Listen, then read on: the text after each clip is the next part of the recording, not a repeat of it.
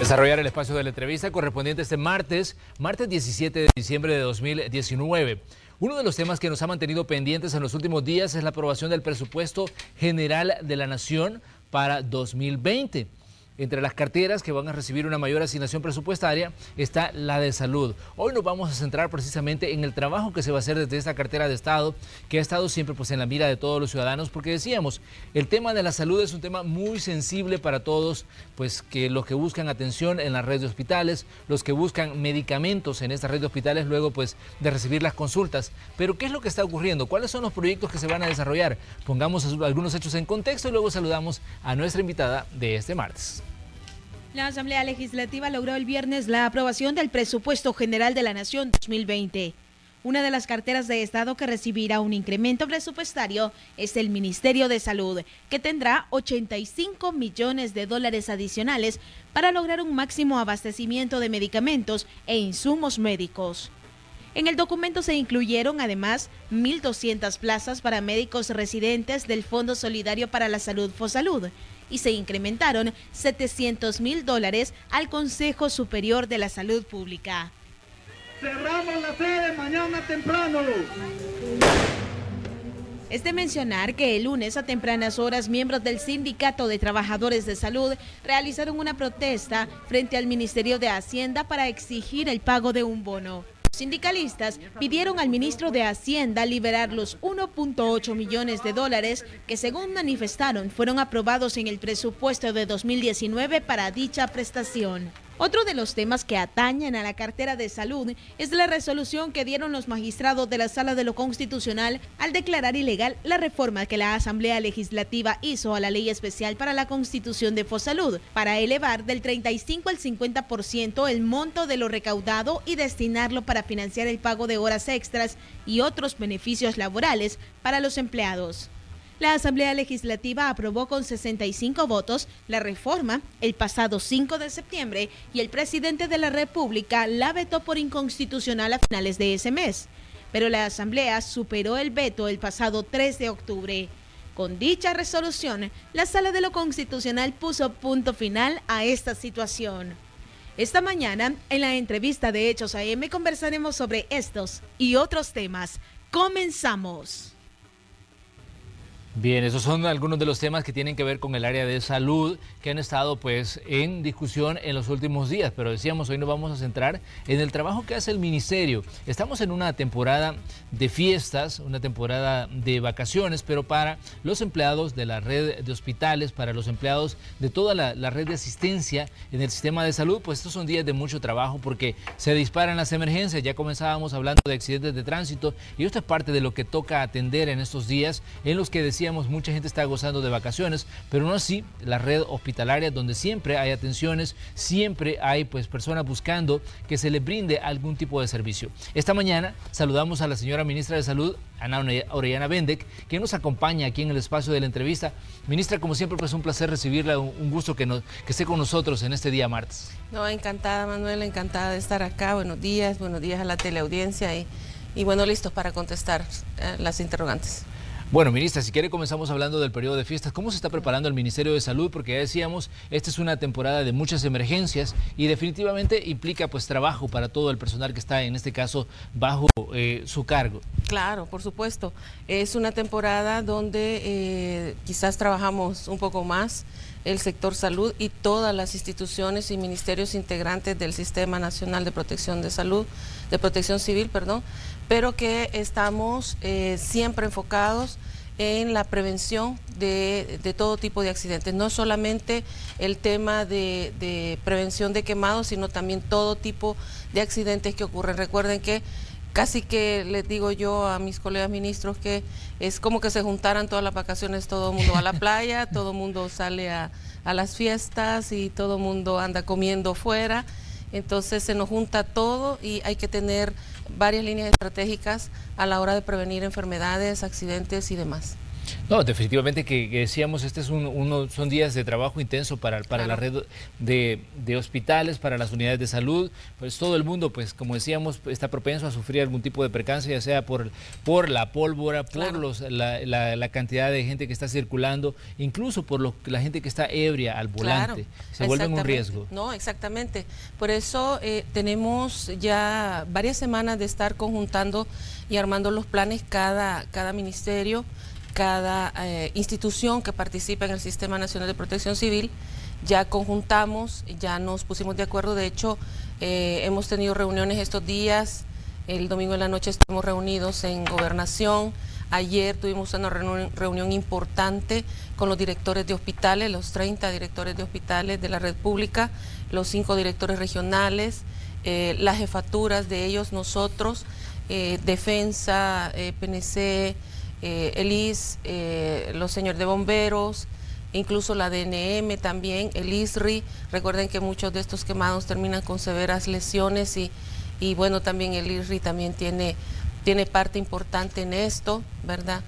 Pero nosotros le apostamos, como gobierno le apostamos a que se disminuyan las cifras, ¿verdad?, que hemos tenido en el pasado para evitar esta tragedia en las familias, ¿verdad? Entonces el llamado es a que la población siga las indicaciones de las autoridades, siga las indicaciones de salud, de bomberos, de la policía, del Ministerio de Defensa, del Ministerio de Gobernación, etcétera, ¿verdad? Igualmente, las alcaldías tienen que comenzar ya a activar. Recordemos que los alcaldes, por ley, son los jefes y son los que comandan las comisiones de protección civil a nivel municipal. Entonces tenemos que tener ya, empezar a ver a los alcaldes en esa función o a las personas que deleguen y obviamente las personas que venden pólvora, en el caso de los quemados, Sí. ¿verdad? Las personas que venden pólvora, ¿verdad?, tienen una responsabilidad, así como las personas que venden alimentos de consumo humano, los cuales nosotros inspeccionamos, tienen una responsabilidad pública al ofrecer alimentos y bebidas que sean seguros para la población. También las personas que venden pólvora tienen una responsabilidad pública al vender solo productos que están autorizados, ¿verdad? Y a seguir al pie de la letra las indicaciones que les van a dar el Ministerio de Defensa, la policía, bomberos, etcétera, en torno a esta situación. Son 4 líneas estratégicas básicamente. El tema de intoxicaciones alimentarias y diarreas, que tiene que ver con los alimentos y bebidas de consumo humano. La otra línea de trabajo es las afecciones respiratorias. Estamos en época de frío, Sí. ¿verdad? Y eso hace que las personas que tienen problemas de rinitis, asma, ¿verdad?, u otros problemas pulmonares sean más lábiles, y los niños y las personas adultas mayores sean más lábiles a infecciones, sobre todo en espacios donde se acumula mucha gente, ferias, etcétera. Los lesionados, obviamente, y estamos hablando de los lesionados de todo tipo. Estamos hablando de lesionados por tránsitos, accidentes de tránsito, ya le decía usted, es una enorme cantidad, un enorme porcentaje en el que el alcohol tiene que ver con los accidentes de tránsito, las quemaduras por pólvora, y siempre continuamos nosotros, eso no para, no se detiene, el tema de la prevención de tifoidea, de dengue, de Zika, de CHIC, etcétera, porque eso se mantiene. De hecho, desde la tercera semana de noviembre se mantiene una fumigación en los alrededores del lago de Suchitoto. Ahí hay un problema con las ninfas, eso genera acúmulos y problemas con proliferación de zancudos, y ya se está dando tratamiento. No paramos con el tema de la prevención del ciclo de vida, de tener el ciclo de vida del zancudo. Muy bien, doctora. Definitivamente cuando estamos hablando de temporada de diciembre, hablamos lastimosamente de quemados por pólvora. Claro. Hemos visto que en los últimos años ha reducido la quema de pólvora, por lo menos en las zonas residenciales. Ya no se escucha tanto como antes, que se está quemando pólvora desde muy temprano, pero esto no ha evitado que al final a los hospitales lleguen emergencias de personas Claro. quemadas por digamos, estar manipulando este tipo de productos. Exacto. Sí, definitivamente ha habido una disminución. Las personas están tomando cada vez más conciencia del tema del uso de este tipo de productos pirotécnicos, pero lo ideal para nosotros sería que no llegara ni un solo quemado. pero es difícil, ¿verdad?, en 7 millones de personas que habitamos este bello país, que no vaya a resultar alguien con este tipo de lesiones. Esto se trata de educación, se trata de prevenir. Nosotros no estamos en contra de la comercialización, estamos diciéndole a la gente lo que debe o no debe comprar. Nuestra obligación como Estado, ¿verdad?, en el caso que me compete a mí en el tema salud, es decirle a la gente que tiene que tener responsabilidad en la manipulación de este tipo de artefactos, y que mucho más, ¿quién la va a hacer explotar o quién va a utilizar esto? Sí. ¿Verdad? Porque se les pide que siempre acompañen a los niños personas responsables, adultas responsables, y lo que hacen es poner al hermano mayor, sí, de 12, 13, 15 años. Entonces, él no es un adulto responsable, ¿verdad? Un adulto responsable es alguien que sobrepasa los 21 años, alguien que ya tiene total y completamente discernimiento de lo que se debe hacer y lo que no se debe hacer. Entonces el llamado es a los padres de familia, la responsabilidad máxima de que no haya quemados, ¿verdad?, es de los padres de familia, quienes son al final los que compran el producto, ¿verdad?, y los que permiten que sus hijos o las personas vulnerables los manipulen, porque también hay personas mayores que quizás recordando sus años mozos revientan, ¿verdad?, este tipo de pólvora. Y esto no es solo para el periodo de Navidad, donde sí se acrecenta la venta de pólvora y el uso de esta, sino que todo el año tenemos estas campañas de educación, porque todo el año hay fiestas patronales, celebraciones de iglesia, etcétera, y siempre hay algún quemadito, ¿verdad? Entonces el llamado es, en primer lugar, es a los padres de familia, adultos responsables, para que realmente vigilen la utilización de este material. ¿Qué cantidad de personal van a tener ustedes trabajando durante el periodo de emergencia? Porque definitivamente, como decíamos, mientras algunos nos preparamos para las celebraciones, pues hay otras personas que les toca trabajar en los hospitales. Muy bien. En el área de salud, lo que es el gabinete de salud, porque trabajamos como gabinete, el Ministerio de Salud aporta 4.824 recursos humanos, ¿verdad?, calificados. FOSalud aporta 2.358, el IS aporta 5.801, lo que hace un gran total de 12.983, casi 13.000 personas que son las que están en toda la red del Sistema Nacional de Salud, son las que van a estar atentas y al pendiente de la atención de cualquier tipo de eventualidad, accidentes, enfermedades, y bueno, Dios no lo permita, pues problemas con personas afectadas con quema de pólvora, atendiéndolo. Entonces tiene que estar completamente seguro el pueblo salvadoreño de que el Sistema Nacional de Salud, el Gabinete de Salud, va a estar ahí para atenderlo. Por eso fue la reunión también el día de ayer en el auditorium del Instituto Nacional de Salud, para poder coordinar más expeditamente todavía todo el esfuerzo que se va a hacer a esto. En total, el costo que va a tener este tipo de accionar ronda un poco más de los 9 millones de dólares. Es decir, hay una erogación de fondos para esta situación, y nosotros esperamos pues el acompañamiento de la población salvadoreña, de las familias, para que solo quede como un plan realmente y no haya tanto problema. Hacer el llamado al tema de la bebida alcohólica: si bebe, no maneje, ¿verdad? Permita que otra persona maneje, o se queda a dormir ahí donde está bebiendo. La idea es evitar, porque no solo arrastra a la persona misma que ha bebido las bebidas embriagantes, sino que a sus acompañantes y a cualquier otro que esté en el camino. Entonces es un problema muy serio, es casi epidémico el problema de los accidentes de tránsito y el alcohol involucrado en eso. Entonces tenemos que también educarnos y atender, ¿verdad?, las indicaciones que dan las autoridades, salud, policía, defensa, en el tema del consumo y el manejo.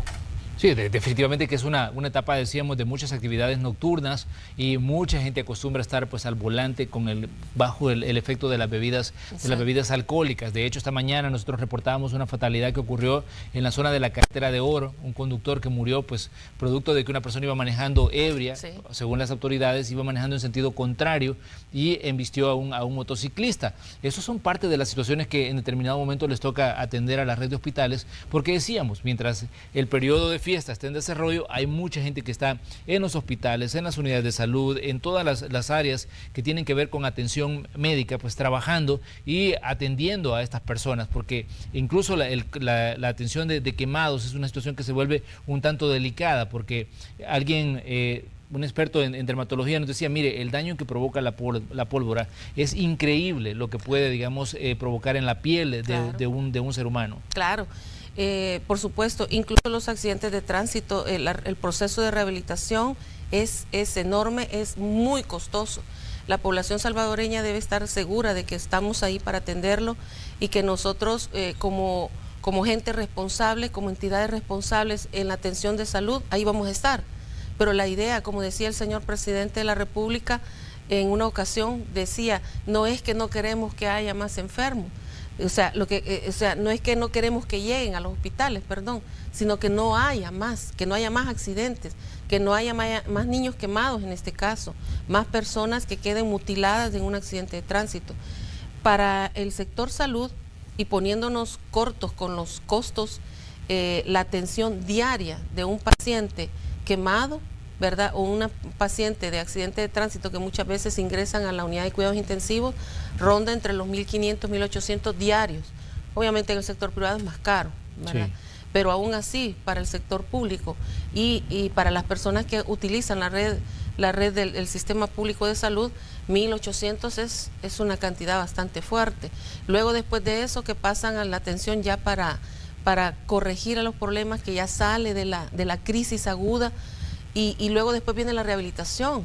Las personas quemadas tienen serios problemas de contracturas, o sea, la piel comienza a crecer entre los dedos, pueden quedarse los dedos, hay que estar haciendo los tratamientos para evitar que eso suceda o que se puedan pegar partes que son móviles en el cuerpo. Es todo un proceso de rehabilitación. Aparte la cuestión estética, si son niños, ¿verdad? Y hay una amputación de dedos, ya comienza un problema de rehabilitar esa mano, habilitar otra vez esa mano si esa mano escribía. Entonces, no necesitamos llegar a eso. Si nosotros sabemos qué problema nos da la compra de tal o cual cuestión pirotécnica, juego pirotécnico, y quién la va a reventar.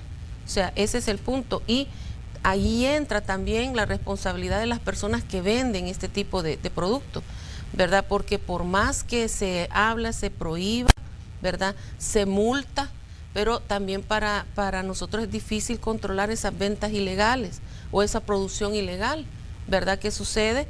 Porque se esconden muy bien, ¿verdad? A veces no tienen la venta a la vista y tienen esas metralletas de esos morteros gigantescos, ¿verdad? Que ya sabemos que no son legales, o silbadores, o buscaniguas, o fulminantes, que son juegos pirotécnicos que son prohibidos.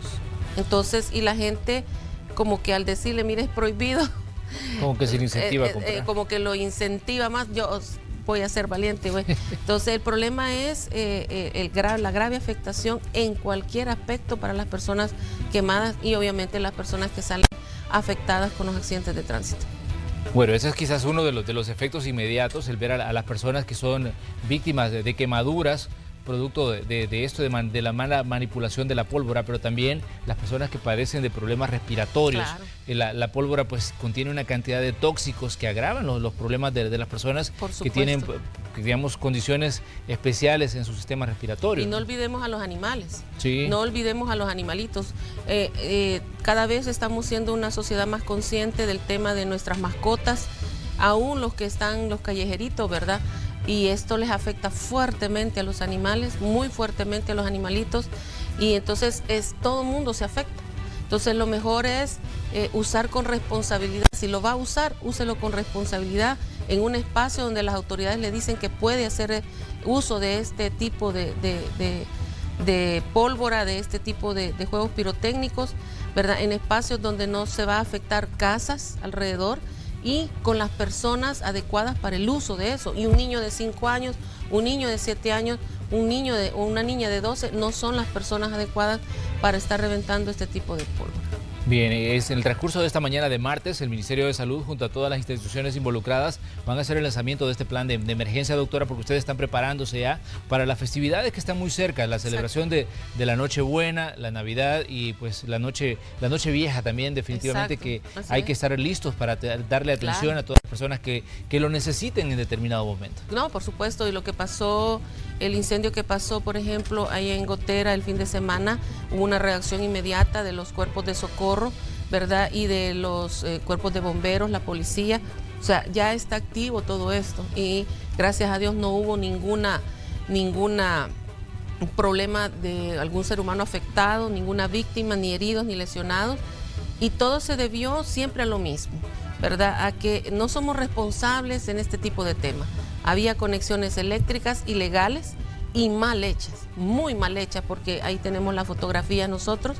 Y una de estas conexiones generó un cortocircuito y tuvo este aparatoso incendio. Menos mal que fue en un solar, en un espacio donde entiendo que ellos hacen los jaripeos en las fiestas patronales, pero igual pudo haber sido afectado y pudo haber sido mucho peor. Pero también la rápida acción de nuestros cuerpos de socorro, etcétera, y nuestros bomberos y todo el aparataje de defensa y de la policía se logró controlar esto y no hubo ningún problema físico para nadie, pero obviamente afecta el bolsillo de las personas porque entiendo que se perdió prácticamente todo lo que ellos habían invertido en este tipo de material tan volátil, tan volátil. Así es, de hecho, bueno, el dato preliminar que estaban dando algunas de las personas afectadas allá en Gotera por este incendio que ocurrió el fin de semana, decían ellos, perdimos $161.000 en inversión que habíamos hecho esperando obtener algún tipo de ganancia en este periodo festivo. Vamos a hacer una pequeña pausa. Cuando regresemos vamos a hablar con la señora ministra de Salud sobre aspectos importantes. El presupuesto se aprobó. ¿Cuáles son los proyectos que se van a desarrollar? Ya decíamos que hay pues mucha expectativa del ciudadano respecto a los servicios médicos, cómo está el abastecimiento de medicamentos. Todo esto lo vamos a conversar con la señora ministra, aprovechando que nos visita en esta mañana de martes. Regresamos enseguida.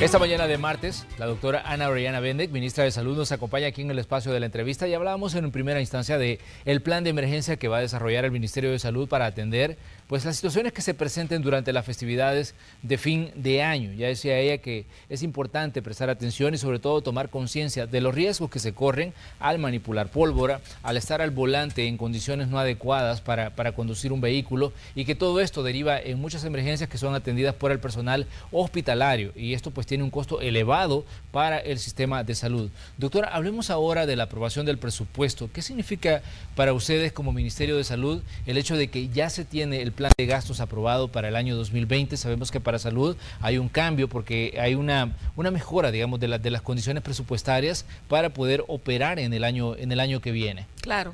No, definitivamente para nosotros es una alegría, para el pueblo salvadoreño tiene que ser una alegría el hecho de que la certeza legal, jurídica, económica que genera el haber sido aprobado el presupuesto 2020 en tiempo, antes de que acabe el año. Eso es importante porque nos permite a nosotros hacer todo lo que tenemos que hacer con todo el tiempo, ¿verdad? Y eso no solamente en salud, sino que en todo el aparato del Estado, hacer todo lo que se tiene que hacer para que no vuelvan a ocurrir situaciones que se daban con lo que encontramos nosotros, ¿verdad? Con lo que encontramos nosotros el 1 de junio. De hecho, decir que nosotros ya el tema de la compra 2020, la compra conjunta, ya está trabajada, la estamos trabajando antes de que empiece el 2020, está bien avanzada, ¿verdad? Ya está incluso publicada, ¿verdad? Está todo realizado y esperamos nosotros tener abastecimiento continuo de esto y nunca más tener el tema de desabastecimiento. Entonces, para nosotros significa también todos los proyectos sociales, todos los programas que trabaja el Ministerio de Salud se mantienen, se van a potenciar, ¿verdad? Porque se van a hacer de forma más integral. El trabajo, ya lo decía la comisionada, el trabajo del presupuesto no ha sido una calca del 2019, como pretendían algunos diputados y diputadas, que por cierto fueron los que no aprobaron el presupuesto, ¿verdad? Querían que fuera una calca, y eso no puede ser, es una administración nueva. No estamos eliminando programas, como ellos dicen, ¿verdad? Han dicho a diestra y siniestra que se están eliminando programas. En ninguna cartera del Estado se está eliminando ningún tipo de programa. Lo que se está haciendo es ordenar porque está todo atomizado. Entonces están todos los subprogramas que componen un tema muy importante, están todos atomizados cada quien. Entonces mejor se junta, ¿verdad? Se integran y se le da más continuidad de forma integral e integrada, y es mucho más fácil también hacer los controles necesarios para este tipo de programas, pero no se están eliminando. De hecho, hay muchos programas que están sobre la base de una ley. Entonces, el señor presidente de la República ha sido enfático: nosotros vamos a respetar la ley y los ministros estamos también para cumplir eso. Entonces, es importante hacer esas aclaraciones. Igualmente, decirles que el presupuesto tiene ese aumento en el tema de medicamentos e insumos, ¿verdad? Ese rubro ha subido de 35, 38, casi 40 millones de dólares a 85, lo que significa que tenemos la posibilidad ya real de tener abastecido el sistema, ¿verdad? Y de mantener esos niveles de abastecimiento óptimos con el cuadro básico que maneja el Ministerio de Salud para poder brindar la atención a los usuarios. Estamos también trabajando el listado oficial nacional, ¿verdad? Que esto conjunta todo el gabinete de salud para poder hacer compras incluso y se abaraten los costos, porque todas las instituciones teniendo el mismo listado también facilita los tratamientos. Hoy un paciente que es trabajador y es usuario del Seguro Social deja de serlo y pasa al Sistema Nacional de Salud, pero su tratamiento va a continuar porque el listado es el mismo, el listado oficial es el mismo, entonces no va a haber protocolos diferentes. Entonces eso permite también más controles, ¿verdad? Y permite que se puedan hacer compras conjuntas interinstitucionales que abaraten incluso los costos. Entonces caminamos hacia eso. Con un presupuesto ya aprobado nos permite trabajar todas esas líneas que nos hemos propuesto y que el señor presidente nos ha pedido que entremos con todo. Igualmente, si el presupuesto no hubiera sido aprobado, nosotros teníamos que hacer lo que teníamos que hacer y aprovechar hasta el último centavo, tal como hemos hecho en estos 6, 7 meses, ¿verdad? Que encontramos un presupuesto bien avanzado, comprometido, ¿verdad? Comprometido ya, y tuvimos que hacer muchos ajustes, mucha reorientación con el apoyo de CAPRES, por supuesto, para poder abastecer el sistema de medicamentos e insumos. Pero gracias a Dios, pues se aprobó en tiempo, se aprobó antes de que acabe el año, y gracias a los congresistas que sí tuvieron a bien, ¿verdad? Aprobarlo previo a haber aclarado todas las dudas que tenía, que era correcto, ¿verdad? Por eso la comisionada, la licenciada Recinos y el ministro de Hacienda estuvieron visitando constantemente y acudiendo al llamado que les hacían para poder aclarar todas estas dudas. Yo creo que quedó muy claro que el diálogo, el consenso es la vía, ¿verdad? No es con ataques o dejando entrever algunas situaciones o decir lo hemos estado llamando y no nos convocan. Hubo reuniones en las que convocó el presidente de la Asamblea y esta fracción no llegaba. Entonces se queda uno como, bueno, ¿aquí qué pasa, verdad? Entonces, son cosas que la población tiene que tomar en cuenta en algún momento. Pero gracias a Dios tenemos presupuesto aprobado y empezamos bien, empezamos el 2020 con toda la esperanza para brindarle a la población la salud que se merece. Doctora, uno de los puntos importantes, estaba leyendo para ustedes, es la reducción de la mora quirúrgica, que esto ha sido pues un tema que ha sido pues muy sensible para todos los ciudadanos. La gente que está esperando una intervención en el sistema de salud y muchas veces pues tiene que esperar durante largo tiempo. Y claro, la humanización de los servicios de salud es un componente que ustedes van a poner en marcha en el año sí, entrante, ¿no? Sí, de hecho ya estamos capacitando al personal que va a replicar y van a ser multiplicadores de este proceso, ¿verdad?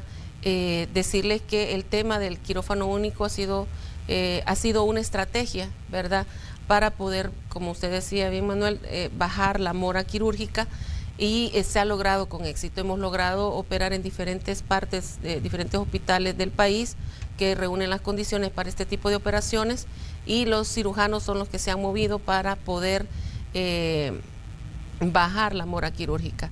Esperamos hacer más cosas todavía en ese tema, ¿verdad? Y esperamos hacerlo bien.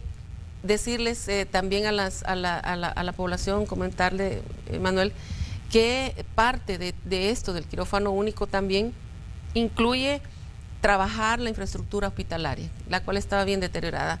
La infraestructura hospitalaria, o sea, un logro de un país no se mide por la barbaridad de hospitales o unidades de salud que tenga. Puede tener una en cada esquina, pero no tiene cómo mantenerla, sostenerla, es un cajón, es algo que no sirve, que no brinda los servicios que tiene que brindar, y que termina siendo un problema, como pasa con muchos secos. Muchos secos tienen el problema de que no tienen ni servicio sanitario, no reúnen las condiciones, es un cajón, ¿verdad?, con un calor extremo donde el personal es inhumano que esté ahí, ¿verdad? Entonces, ese tipo de cosas son las que infraestructura tiene que atender. Entonces, logramos reorientar unos fondos que había en el ministerio para poder hacer intervención en los hospitales. Es así como tenemos hospitales donde tienen ya consultas externas remozadas, arregladas, puertas, hospitales donde sus quirófanos han sido tratados. Por ejemplo, San Bartolo está por terminar su sala de operaciones, que estaban totalmente inadecuadas para el tema, ¿verdad?, para cirugía. Era un riesgo tanto para el personal como para los pacientes, y hoy van a quedar ya de primer nivel. O sea, si viera las fotos, pareciera que es una sala de operaciones privada, de un sector, de un hospital privado. Entonces, ¿qué es lo que se merece la población? Entonces, leía un tuit, ¿verdad?, no solo leer redes, pero leía un tuit y un señor decía: qué bonito está quedando, así sí me dan ganas hasta de operarme. Me dio un poco de risa ese tuit, pero estamos interviniendo los 30 hospitales. Vamos a pasar a intervenir también las unidades de salud, que ya lo hemos venido haciendo, porque había unas unidades de salud muy deterioradas, ¿verdad?, muy deterioradas, que era pésimas condiciones en las que asistía a trabajar nuestro personal y llegaba la población, y entonces algunas las hemos logrado intervenir, pero vamos a entrar en esa intervención de primer nivel de atención en infraestructura este próximo año con este presupuesto ya aprobado, y otros planes que tenemos. El quirófano único ha generado mucha expectativa, no solamente en los pacientes, sino que también en el personal de salud. Se sienten estimulados. Déjeme decirle que el clima laboral en el ministerio ha cambiado muchísimo. Hay mucha dinámica, mucha creatividad, personal proactivo, es personal altamente capacitado, déjeme decirle, porque hasta el señor que lo recibe usted en la puerta, que es el portero, ¿verdad?, pero es una persona que le puede brindar la información que le facilite a usted a dónde dirigirse dentro de un hospital o cómo moverse dentro de un hospital. Es personal muy capacitado y está tomando cada vez, retomando más bien esa conciencia que había en el pasado de servir a la población, ¿verdad?, de ayudarle a la gente en un momento que es muy difícil, que es el momento cuando o están enfermos o tienen un familiar enfermo. Entonces estamos trabajando todos los espacios, todas las aristas, para que las personas que acuden al sistema público de salud estén tranquilos de que van a tener el espacio físico con el personal adecuado, capacitado y humanizado para poder atenderlo en ese momento tan delicado como es en una enfermedad o en una cirugía. Si hacemos una fotografía o hacemos un recuento de las situaciones que se han vivido en la red hospitalaria en las últimas décadas, doctora, ha sido una situación un tanto dolorosa, sí, porque hemos visto emergencias saturadas, condiciones no adecuadas para la atención de pacientes, personal que en determinado momento dice no damos abasto a veces para la cantidad de emergencias que se presenta o la cantidad de pacientes, personas que en determinado momento se han quejado a veces por el tiempo que toma ser atendido en un hospital, o personas que dicen miren me atendieron pero al final de la receta no me me dieron los medicamentos que yo necesitaba, y esto implica que yo tengo que incurrir en un gasto para comprarlo fuera de la red hospitalaria, esos medicamentos.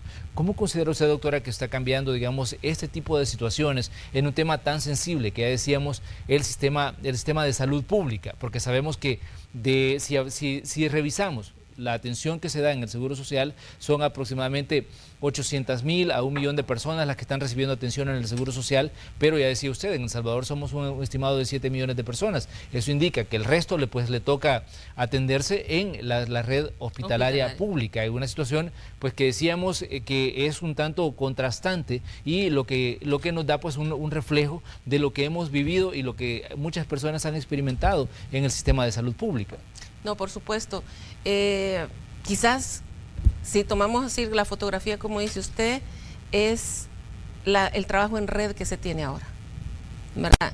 Antes lo que sucedía era que cada director regional, ¿verdad?, que es como la sucursal de la Secretaría Ejecutiva del Ministerio, cada hospital, ¿verdad?, cada unidad de salud era un submundo, era un feudo, ¿verdad? Era un reino, y yo no me meto contigo, tú no te metas conmigo, vos resolve como podás, ¿verdad? Y eso se fue poniendo como más duro, ¿verdad?, en la última década, en los últimos 10 años, ¿verdad?, de mantenerse, cada quien defienda lo suyo y defiéndase como puede. Hoy no trabajamos así. Y le cuento un ejemplo, y sucedió anoche. Anoche sucedió un problema eléctrico que no tenía que ver con el hospital, sino que era fuera, ¿verdad?, del hospital, de uno de los hospitales, el hospital de San Bartolo, ¿verdad? Y nosotros trabajamos en red, ¿verdad? Todos los directores, subdirectores, jefes de división están en un grupo, ¿verdad?, de WhatsApp. Para eso sirven las redes. Por eso el presidente insiste, la cuarta revolución, ¿verdad? Y inmediatamente él nos avisa, como a eso de las 9 de la noche, que se había quemado un transformador afuera. Era un problema de CAES. Sí. ¿Verdad? No era un problema. Y inmediatamente el hospital cuenta con su planta y comenzó a funcionar para no perder nada de lo que ahí se estaba haciendo, todo el trabajo que se hace en un hospital. Pero inmediatamente él avisa, todos los directores, todos, ¿verdad?, el área metropolitana sobre todo, empezaron a decirle: ¿qué problemas tenés de ginecología? ¿Tenés pacientes en la unidad de cuidados intensivos? ¿Tenés niños en cuidados intensivos? ¿Tenés no sé qué? De ahí empezaron todos. Pasámelos, llevámelos, te los voy a traer. Eso, esa dinámica. ¿Por qué? Porque nuestro interés máximo es el paciente, es la persona, el ser humano.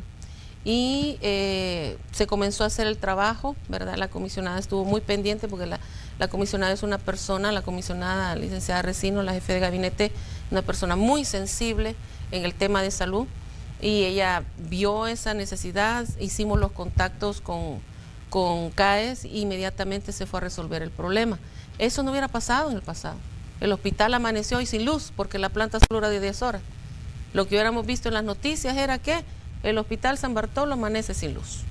Eso hubiéramos visto, y que había un problema serio, porque sin luz pues no hay manera de atender, no hay manera de hacer exámenes, no hay manera de accesar a los servicios, no hay manera de descargar al software que permite lo de los medicamentos, nada. Entonces, eso hubiéramos visto en el pasado, pero no fue así.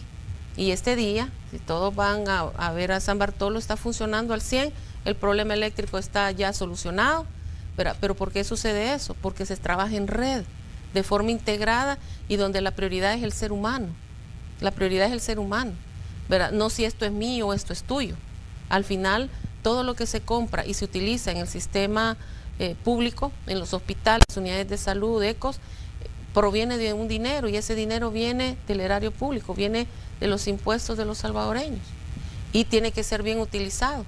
Ya lo decía el señor presidente, ¿verdad? Cuando no se roba y se administra bien, el dinero alcanza.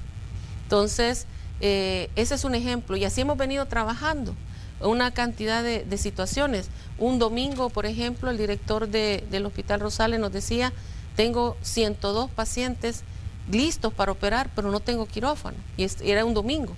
Sí. Inmediatamente todos los directores se pusieron: yo te ayudo con estas cirugías, estas aquí, estas allá. Se trasladaron los pacientes, y en cuestión de 12 horas, 24 horas, los pacientes ya estaban operados. Y la emergencia fue desalojada, los pacientes fueron atendidos, no hubo ningún problema, los pacientes se sintieron satisfechos. ¿verdad?, de que su problema fue solucionado. Su problema de salud inmediato fue solucionado. Esa es la fotografía actual.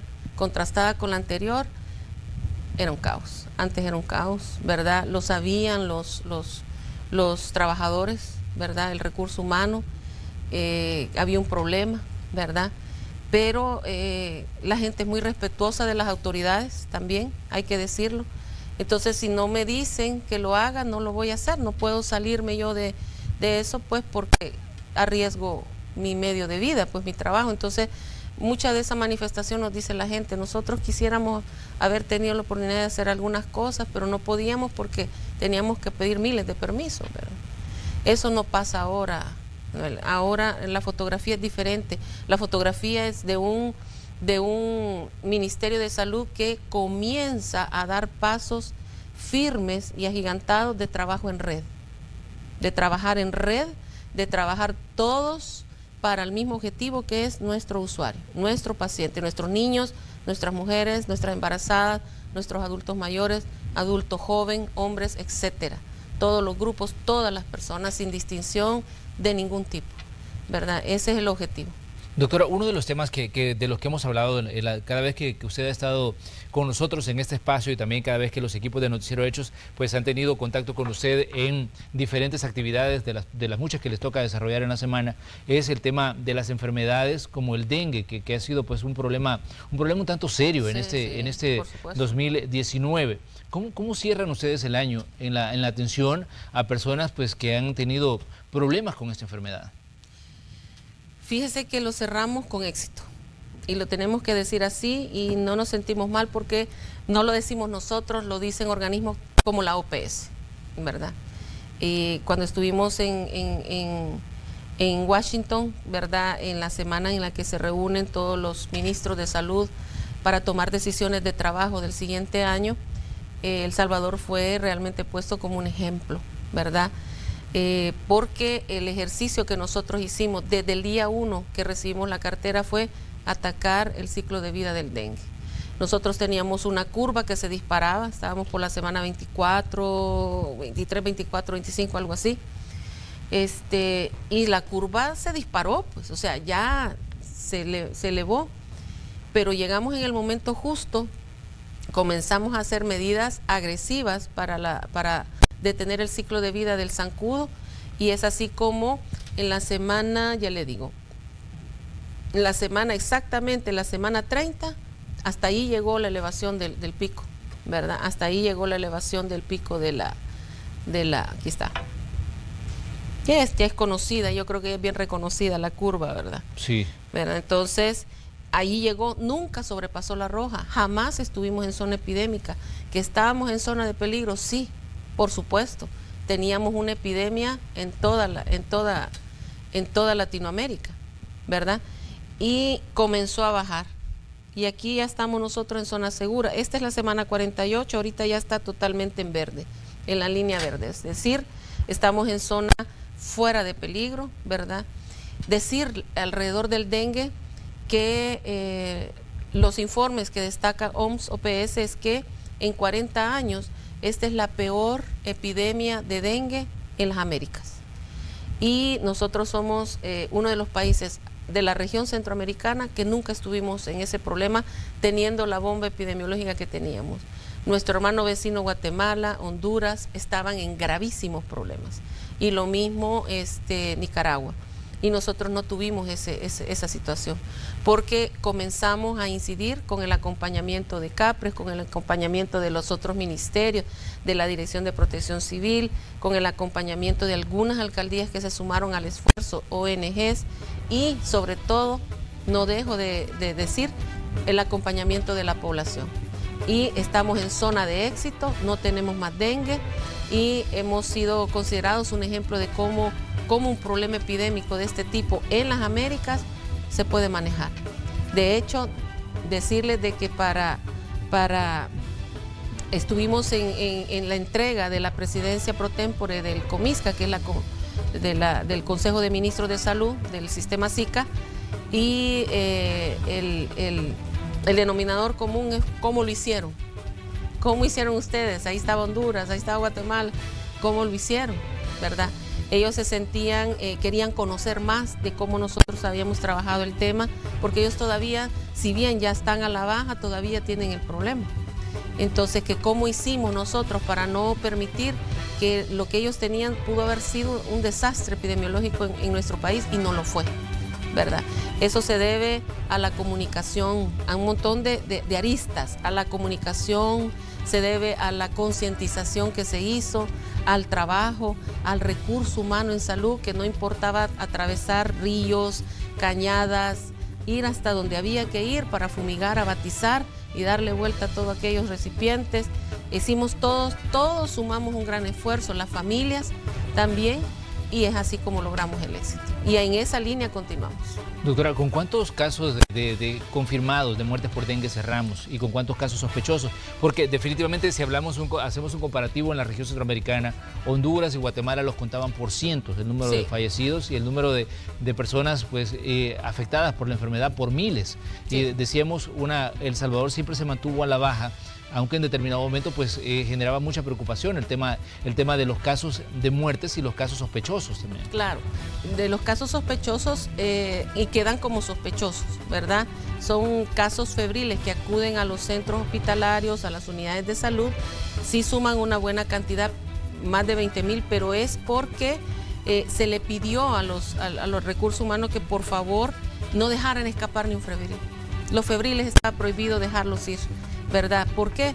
Porque no sabíamos si ese pacientito febril podría corresponder a un dengue o a una infección de vías urinarias. Sí. La tercera parte de estos febriles correspondía a infecciones bacterianas, otra buena parte a cualquier otro virus, y otros sí quedaban como sospechosos.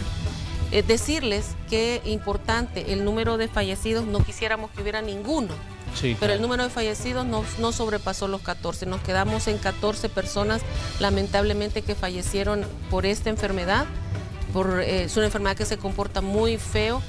Tenemos en el país la cepa 2, que es la más complicada, la más agresiva en Centroamérica. Entonces, eso es importante, porque tenemos países como Honduras, que a nivel de las Américas tiene el 80% de los casos sospechosos de dengue y el 80% de los casos confirmados en toda América Latina. O sea, Honduras fue el que más se vio afectado en las Américas con el tema de dengue. Entonces, eso es bien importante decirlo. Decir también que fueron más de 2.2 millones de viviendas inspeccionadas, fueron 13.5 millones de criaderos destruidos en el país, ¿verdad? Y que hubo 1.390 capacitaciones al recurso humano enfocado en este tema. O sea, se hizo una inversión grandísima para poder lograr lo que hemos logrado, que nuestro país nunca estuviera en epidemia, que no hubiera más afectados por el tema de dengue y que en este momento encontremos en zona de éxito. Muy bien, doctora, le queremos agradecer que nos haya acompañado. Definitivamente que hay muchos temas que hablar en el área de salud, muchos proyectos que se van a materializar en los próximos años y definitivamente esperamos contar con su presencia, doctora, para que nos venga pues a explicar y hablar directamente con los ciudadanos sobre lo que ha estado ocurriendo. Ya decíamos, los medios de comunicación también hemos jugado un papel importante en eso de la prevención del dengue, porque nosotros hemos dicho una y mil veces que definitivamente que atacar esta enfermedad pues le corresponde a las familias también, eliminando los criaderos de zancudos. Porque mucha gente dice, mire, es que aquí no vienen a fumigar, pero la fumigación solo mata el zancudo que está volando, lo hemos dicho una y otra vez, y al final el criadero pues le corresponde destruirlo a usted que está pues en casa y que es el encargado de vigilar la salud también de su familia. Exacto. Definitivamente, doctora, creo yo que esta es una labor importante en la que todos los salvadoreños tenemos que unirnos para atacar enfermedades como esta, como el dengue, que decíamos que puede llegar a ser mortal. Claro, así es, ¿no? Agradecido con los medios, agradecido con ustedes, Canal 12, y todos los medios de comunicación que en algún momento hicieron lo suyo para pedirle a la población que colaborara con las autoridades sanitarias, ¿verdad? Esto es un éxito de todo el país, ¿verdad? Liderado por nuestro señor presidente, el Gabinete de Salud, el mío propio, pues haciendo nuestro esfuerzo, ¿verdad? Y nuestros equipos, pero al final es un éxito de todos. Como país logramos resolver, es lo que el señor presidente siempre ha querido, que como país enfrentemos los problemas, nos pongamos de acuerdo, consensemos y salgamos adelante. Muy bien, doctora. Nosotros le queremos agradecer que nos haya acompañado en este martes, ya decíamos martes 17 de diciembre, pues para estos son días intensos para todos los funcionarios del gobierno, claro, porque están preparándose para las festividades. En el caso de salud, ya hablábamos del plan de emergencia, son una cantidad importante de personas que van a estar pues atendiendo las situaciones que se presenten en este periodo, pero mucha de la prevención de esas emergencias pues depende de usted que nos está sintonizando esta mañana. Doctora, muchas gracias por estar aquí. Gracias. Le deseamos felices fiestas y que tenga pues un año venidero lleno de muchos éxitos. Igualmente para ustedes, para todos los presentes aquí en el set, y un saludo navideño para toda la población, la familia salvadoreña, y nuevamente, ¿verdad? No quitar el dedo del renglón. Seamos responsables en estas Navidades, no manejemos alcoholizados, manejemos con responsabilidad y usemos la pólvora con responsabilidad. Muy bien, doctora, muchas gracias por estar aquí. Vamos nosotros a una pausa, ya regresamos con más de Noticiero Hechos. Hay información en desarrollo, ya le decíamos, accidentes de tránsito. Lastimosamente hemos comenzado la mañana informando sobre estas situaciones que dejan siempre fatalidades. Ya hablábamos de una persona fallecida, otro accidente que está bloqueando el paso por la zona de San Vicente, y vamos a tener más datos de estas y otras situaciones en el transcurso pues, de lo que nos queda todavía de Hechos AM. Volvemos enseguida.